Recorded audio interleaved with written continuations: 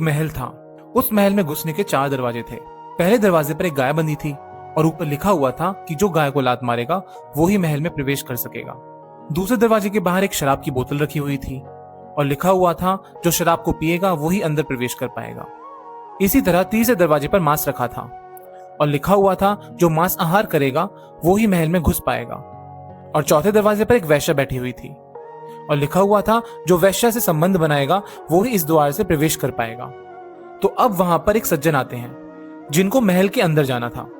तो वो पहले द्वार पर देखते हैं और पढ़ते हैं कि जो गाय को लात मारेगा वो ही प्रवेश कर पाएगा।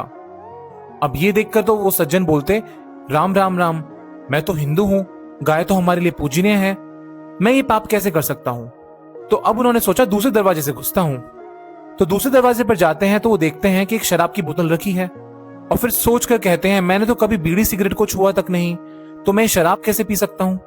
और यही सोचकर तीसरे दरवाजे की ओर बढ़ते हैं और वहां लिखा होता है मांसाहार करोगे तो ही अंदर आ पाओगे। अब ये पढ़कर वो सज्जन बोले, राम राम, ये तो घोर अपराध है, ये तो घोर पाप है, ये मैं कैसे कर सकता हूँ। फिर वो चौथे दरवाजे पर देखते हैं तो एक वेश्या बैठी होती है और लिखा होता है कि संबंध बनाना जरूरी है अंदर जाने के लिए। तो अब उन्होंने सोचा, मैं इसे कैसे हाथ लगा सकता हूँ, ये तो मेरी बेटी की उम्र की है। अब वो बड़ी सोच में पड़ गए कि क्या करूं, और महल में तो प्रवेश करना ही था। खूब सोच विचार करने के बाद उन्हें लगा कि शराब पीना बाकी 3 की तुलना में छोटा अपराध है और बाद में प्रायश्चित करके माफी मांग लूंगा।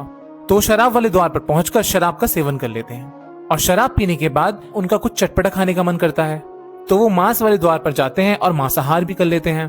तब तक शराब का नशा उनके दिमाग में इतना चढ़ चुका होता है कि उनकी मति भ्रष्ट हो जाती है और वो वेश्या वाले द्वार पर जाते हैं और वेश्या के साथ भी संबंध बना लेते हैं।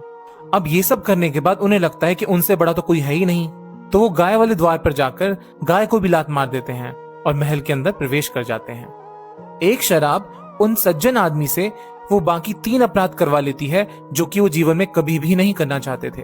तो ये कहानी क्या सीख देती है, कमेंट सेक्शन में जरूर बताइएगा।